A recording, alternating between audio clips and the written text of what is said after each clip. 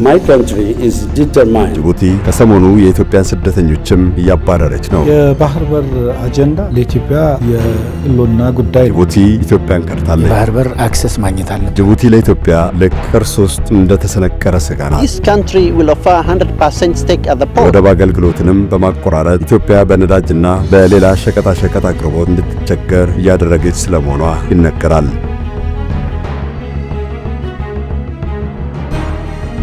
ኢትዮጵያ ጅቡቲን እንደምን አጣች? ጅቡቲ የጥርስ ውስጥ ስጋ።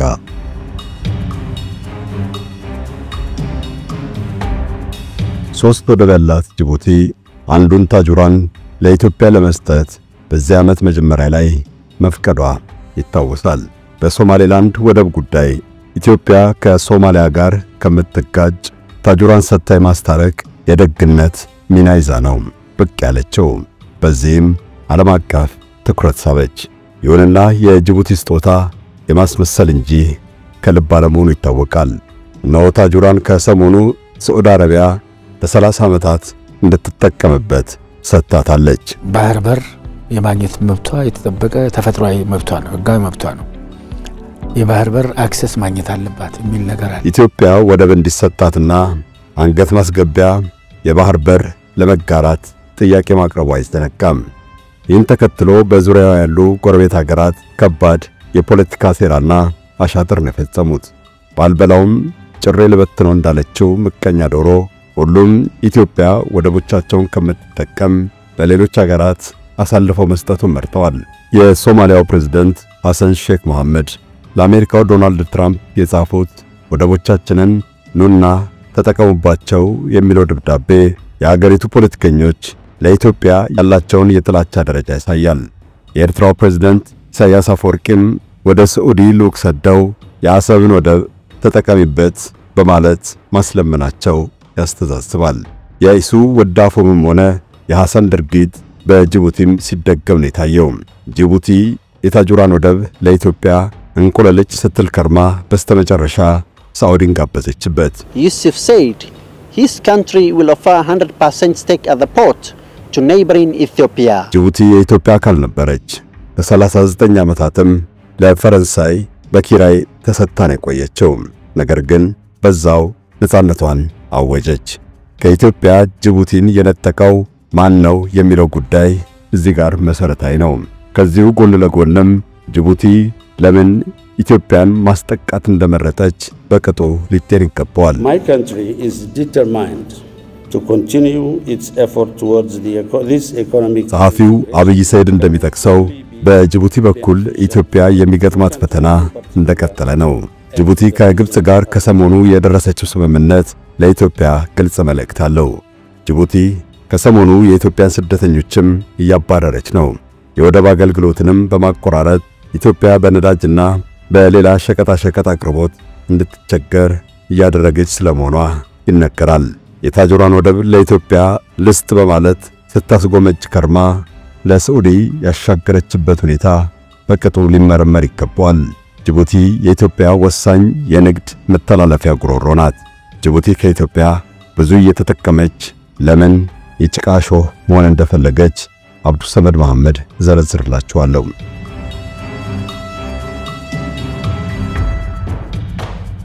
ደርግ ወደ ስልጣን ሲመጣ ኮሎኔል መንግስቱ ኃይለማርያም በወቅቱ የድርጅቱ ተቀዳሚ ምክትል ሊቀመንበር ነበሩ። በማዕረግም ከሻለቃነት አልዘለሉም። በያኔው መንግስት በወታደራዊም ሆነ በፖለቲካ ስልጣናቸው ብዙዎች ይበልጧቸዋል። ይሁን እንጂ ያኔ ከፍ ያለ ግምት የሚሰጣቸው እንደ ጀነራል አማናንዶምና ተፈሪ በንቲን የመሳሰሉ ባለስልጣናት በአመዛኙ በሀገር ውስጥ በተለይም በፓርቲ ፖለቲካ ተጠምደው ነበር። ከዛ ይልቅ ኢትዮጵያ በወቅቱ የገጠማት ከባድ ስጋት ምን እንደሆነ የገባቸው ሻለቃ መንግስቱ በራሳቸው ተነሳሽነት ቁልፍ ያሉትን ሚስጥራዊ የጥናት ቡድን በህቡ አደራጁ። መንግስቱ ያን ጊዜ ስለ ጅቡቲ ለማስጠናት ስልጣኑም ኃላፊነቱም አልነበራቸውም። ሆኖም የሀገር ጉዳይ ይበልጣል ብለው በሚስጥር ነው የጥናት ቡድኑን የመሰረቱት። አቶ ብርሃኑ ዲንካ፣ አቶ ዘመነ ካሴና ሌላ አንድ ዲፕሎማት አደራጅተው ለኢትዮጵያ ያለውና ቁልፍ ነው ያሉትን የጅቡቲን ጉዳይ በድብቅ አስመረመሩ። ከተደረሰባቸው አደገኛ እንደሆነ ስለተረዱም ከማንም ጋር አልተመካከሩም። የደርግ አባላትም ጉዳዩን አልተረዱም። ይህ ጉዳይ ውሎ አድሮ ግን በጭምጭምታ ከደርግ ከፍተኛ ባለስልጣናት ጆሮ ደረሰ። ኢትዮጵያ ሁሌም በፖለቲካ አለመረጋጋትና በሽግግር ጊዜ ስታልፍ በውጭ ግንኙነት ረገድ ችግር ይገጥማታል። ለረጅም ዘመን ጸንቶ የኖረው የቀዳማዊ አፄ ኃይለ ሥላሴ መንግስት ወድቆ ደርግ ሲመጣም በአጋጣሚው ሊጠቀሙ ያሰፈሰፉ አካላት መንቀሳቀስ ጀመሩ። ኢትዮጵያ የፖለቲካ ቀውስ ውስጥ ናትና ብትጠቃ ወይም እርምጃ ቢወሰድባት ማንም መልስ እንደማይሰጥ የተረዱ የሩቅም የቅርብ ጠላቶች ተነሱ። የአጋጣሚ በከፈተው ቀዳዳ ለኢትዮጵያ ቁልፍ የወደብ አገልግሎት የምትሰጠው ጅቡቲም ልታሴርባት እንደምትችል የተረዱት መንጌ ተዘጋጅቶ መጠበቁን ስላመኑበት ነው ጥናት እንዲካሄድ የወሰኑት። አድሃሪያን፣ ጭቁኖች፣ መሬት ላራሹ፣ ከበርቴ፣ ፊውዳል፣ ሰርቶ አደር፣ ላባደር ወዘተ በሚል የፖለቲካ ግሳንግስ ደርግ በተጠመደበት ወቅት አባላቱ በተናጠልና በድብቅ የውጭ ጉዳይን ይፈተፍታሉ መባሉ ብዙዎቹን አመራሮች አስቆጣ። ደርግ በወቅቱ ኢህአፓ፣ መኢሶን፣ ኢጫት፣ ኢድህ ወዘተ ስለሚባሉ የፖለቲካ ቡድኖች አለፍ ሲልም ስለፈረሰው የንጉሱ ሥርዓትና የተረከበውን ስልጣን ለማስጠበቅ በተወጠረበት ወቅት አንዳንድ አባላቱ ስለ ጅቡቲ ጥናት እያደረጉ ነው መባሉ ትርምስ ፈጠረ። የደርግ አመራሮች አቶ ብርሃኑ ዲንቃን በአስቸኳይ አስጠርተው ስለሚሰማው ጉዳይ ጠይቀው አፋጠጧቸው። አቶ ብርሃኑም እሳቸው ግን ሚስጥሩን አፍነው ያዙ። መንግስቱ ኃይለማርያም አዘውን ቡድን ፈጥረን ጅቡቲን እያጠናን ነው ብሎ ጉዳዩን ማመኑ ከባድ መዘዝ እንደሚያስከትል ገብቷቸዋል። የመንግስቱን ስም ሳይጠሩ በውጭ ጉዳይ በኩል በዲፕሎማቶች እየተከናወነ ያለ የተለመደ ሥራ መሆኑን በመጥቀስ ጉዳዩን ሸመጠጡ። ዲፕሎማቶች በመሆናችን በራስ ተነሳሽነት ጥናት ጀመርን እንጂ ፖለቲከኞች አዘውንም ሆነ ባለስልጣናት ተሳትፈውበት የፈጸምነው አይደለም ብለው ካዱ። በዚህ የተነሳም መንጌና የቡድኑ አባላት ከአደጋ ተረፉ።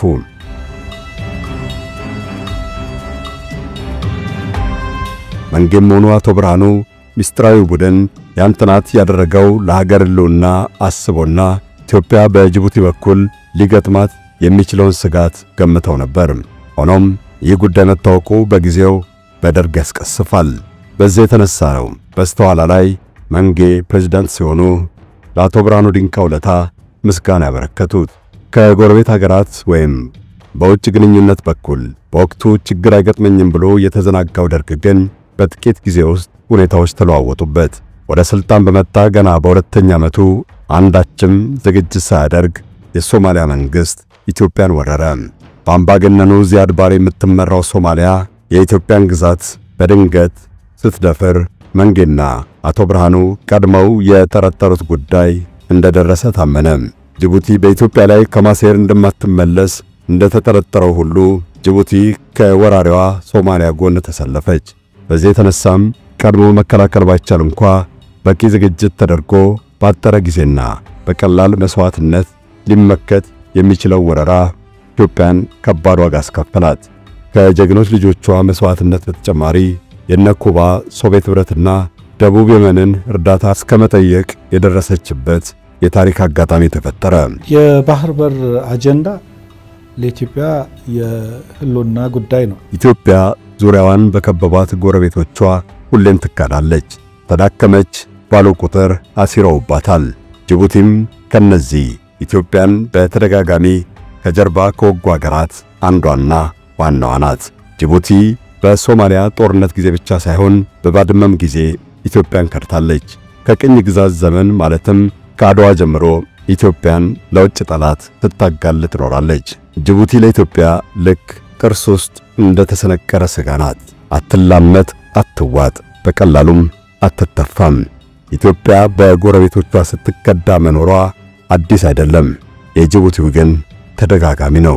ደርግ ገና ወደ ስልጣን እንደመጣ ከጅቡቲና ከሶማሊያ ማንን እናስቀድም በሚለው ጉዳይ ላይ እስከ መመካከር ደረሰ።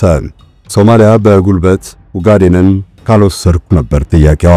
ደርግም ኡጋዴንን ለሶማሊያ አሳልፎ ጅቡቲን በመረከብ ጉዳይ ላይ አጣብቂኝ ውስጥ ገብቶ ነበር።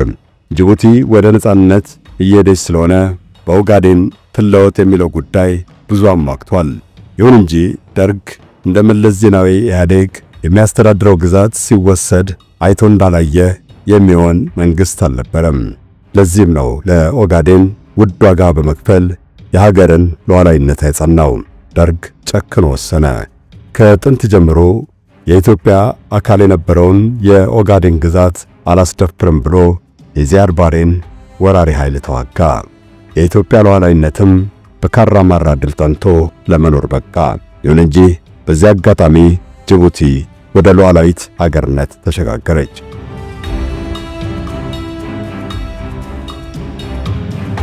ደርግ ጅቡቲን ማስመለስ ይችል እንደነበር ብዙ ያሟግታል። ጅቡቲ ለ99 ዓመታት ለፈረንሳይ በኪራይ የተሰጠችበት ጊዜ ያበቃው ደርግ ወደ ስልጣን የመጣ ሰሞን እንደነበር አይዘነጋም። በጊዜው ጅቡቲ ትመለስ ቢል የኢትዮጵያ አካል የምትሆንበት እድል እንደማይጠፋ ይታመናል። ይሁን እንጂ ደርግ አቅም በማጣቱና የሶማሊያ ወረራ በመጀመሩ ነው ግዛቱን ያጣው። የዚህ ሙግት እውነትነት ምን ያክል ተጨባጭ ነው የሚለውን ጉዳይ ያጠኑ ምሁራን ግን የ99 ዓመታት የኪራይ ውል የሚባል በሰነድ የተደገፈ ማስረጃ አለመኖሩን አረጋግጠዋል። ጅቡቲ ለፈረንሳይ በኪራይ መሰጠቷን ለማረጋገጥ የአፄ ኃይለ ሥላሴ ባለስልጣናት በጥልቀት መርምረውታል። የደርግ ሰዎችም መንግና ኮሚቴያቸው ማለት ነው አጤነውታል፣ ፈትሸውታል። ጅቡቲ በኪራይ ተሰጠች የሚለው ተረት ተረት ነው። በኪራይ የተላለፈችው ጅቡቲ አይደለችም። ይልቁንም የኢትዮ ጅቡቲ ምድር ባቡር ፕሮጀክት ለ99 ዓመታት አገልግሎት እየሰጠ እንዲቆይ በሰነድ የሰፈረ ማስረጃ ተገኝቷል። ፈረንሳውያን የባቡሩን ሐዲድ የዘረጉት በመሰረተ ልማትና በኢኮኖሚ ተገን ኢትዮጵያን ቀኝ ተገዢ ለማድረግ አድብተው ነው። ከኢትዮጵያ ጋር ስምምነቱን ሲፈራረሙም ለ99 ዓመታት በጅቡቲና በኢትዮጵያ እየተዳደረ እንደሚቆይ የሚያረጋግጥ ስምምነት መፈራረማቸው ለታሪክ ተቀምጧል። ይህን የሚመዙ አንዳንድ ወገኖች ግን መላዋ ጅቡቲ በኪራይ ለፈረንሳይ ተሰጥታ ቆይታ በዛው ነፃነቷን እንዳወጀች ሲተርኩ ይሰማል። በኪራይ ከተሰጠች ዘንዳ እንዴት የፈረንሳይ ቀኝ ተገዢ ልትባል ቻለች ለሚለው እንኳ መልስ የላቸውም። ኤርትራን ለጣሊያን ጅቡቲንም ለፈረንሳይ የሸጡ ያሉ አንዳንዶች ዳግማዊ አፄ ምኒልክን ይወነጅላሉ። ይህም ተጨባጭነት ይጎድለዋል። ጅቡቲ በፈረንሳይ እጅ ወደቀችው ከአፄ ምኒልክ ጋር በተደረገ ስምምነት አይደለም። የፈረንሳይ ቅኝ ግዛት ፕሮጀክት አስፈጻሚ የሆኑ ነጋዴዎች ከሸዋው ንጉሥ ሳህለ ሥላሴና ከአካባቢው ባላባቶች ጋር ባደረጉት ስምምነት ነው ጅቡቲን ቀስ በቀስ ወደ ሀገራቸው ቀኝ ተገዥነት ለማጠቃለል የረዳቸው። ይህም በሰነድ በተደገፈ ማስረጃ የተረጋገጠ ነው። ሮሽ ዶሪኮር የተባለ የፈረንሳዩ ንጉሥ ሉዊ ፊሊፕ ወኪል ነኝ በሚል ወደ ኢትዮጵያ የገባ ግለሰብ እንደ አውሮፓውያን አቆጣጠር በ1843 ከሸዋው ንጉሥ ሳህለ ሥላሴ ጋር ስምምነት መፈራረሙ ይወሳል።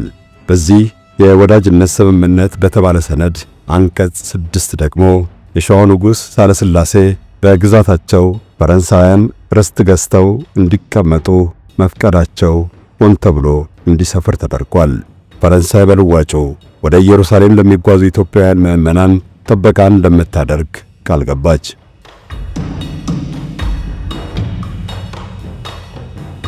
ፈረንሳውያን ይህን ከሸዋ ንጉሥ ጋር የተፈራረሙትን ውል በማሳየት ግን ከ1845 እስከ 1959 ባሉት ዓመታት በጅቡቲ ወደብ ዙሪያ ገባውን የሚገኘውን መሬት እየገዙና በጥቅም እየደለሉ ወደ ርስትነት ቀየሩት።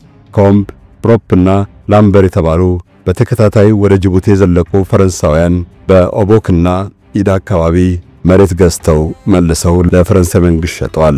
ግለሰቦቹ ከጅቡቲ ባላባቶች የይዞታ ማረጋገጫ ጭምር ተረክበው ነበር። ፈረንሳውያኑ በ1862 በአዳል የባህር ጠረፍ የሚገኙ ባላባቶች የኦቦክን የመርከብ ማረፊያና ከራስ አሊ እስከ ራስ ዱሜራ የሚገኘውን ሜዳ በ10 ሺህ ብር ገዝተዋል።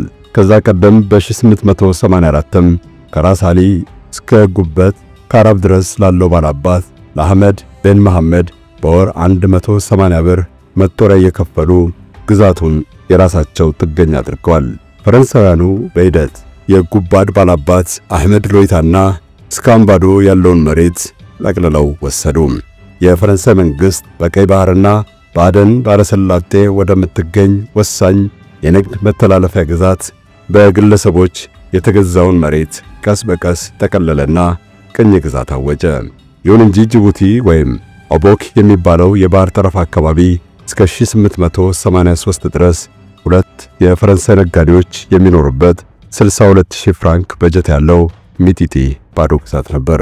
በወቅቱ በጅቡቲ አቅጣጫ ፈረንሳውያን መሬት ሲቦጠብጡ፣ በኤርትራም ጣሊያን ኢትዮጵያን ትወጋ ነበር። ኢትዮጵያ በዙሪያዋ በሁሉም አቅጣጫ በአውሮፓ ቅኝ ገዢዎች ስለተከበበች በዳግማዊ ምኒልክ ወረራን መከላከል ከባድ ፈተና ነበር። ያም ሆኖ በጅቡቲ አቅጣጫ ፈረንሳይ ቀስ በቀስ ስር መስደዷ ስላሳሰባቸው በተደጋጋሚ እንድታቆም ደብዳቤ ጽፈዋል። በ1880 10ኛ ወር 30ኛ ቀን ለፈረንሳውያኑ የጻፉት ደብዳቤ እንዲነበባል። አሁን የጠረፉን ግዛት ከያዛችሁና ጎረቤታችን መሆናችሁን ካረጋገጣችሁ ዘንዳ ሁሉንም የባህር ጠረፍ እንዳትይዙ፣ ይልቁንም የተወሰነ መተላለፊያ ነጥብ እንድትተውልን እንጠይቃችኋለን። ይህንን መተላለፊያ ቀጠና ማስተዳደር እስክንችል ወደ ሶስተኛ ወገን ይዞታ አታስተላልፉት።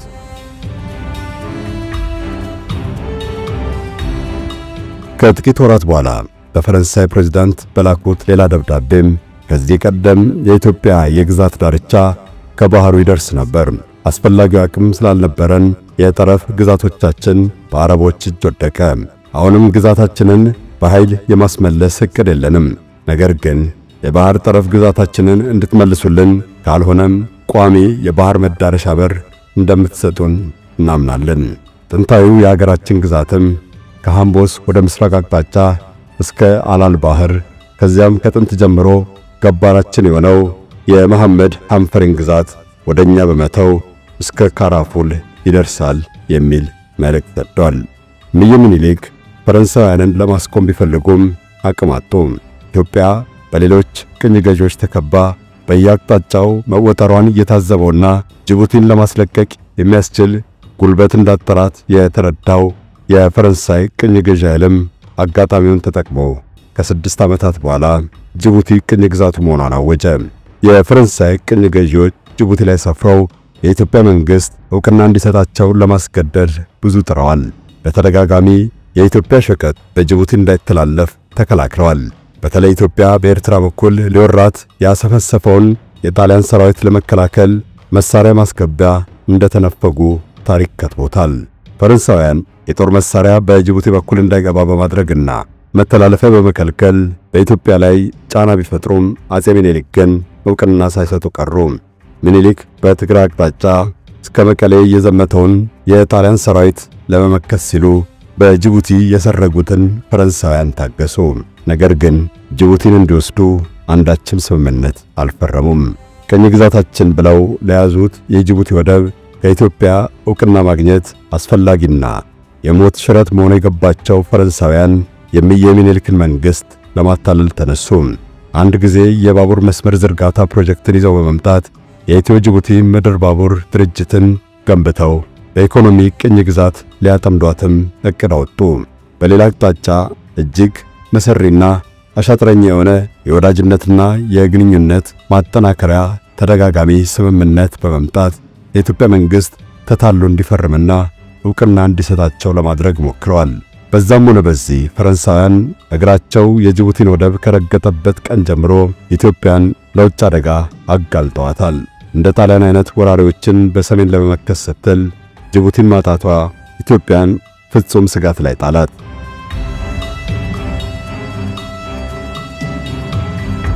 የጅቡቲ ወደብ ትላንት የተፈጠረ ለሚመስለው ሰው ኢትዮጵያ እንደ አዱሊስ፣ ምጽዋ፣ አሰብ፣ ዘይላና በርበራ ሁሉ በታጁራም ከበርካታ ዓመታት በፊት ጀምሮ ልትጠቀምበት መኖሯን ማስታወስ ይገባል። ከባላባቶች መሬት እየገዙ አካባቢውን የተቆጣጠሩት ፈረንሳውያን ግን ይህን የኢትዮጵያን ጥንታዊና ታሪካዊ መተላለፊያ ቀስ በቀስ ከረቸሙት።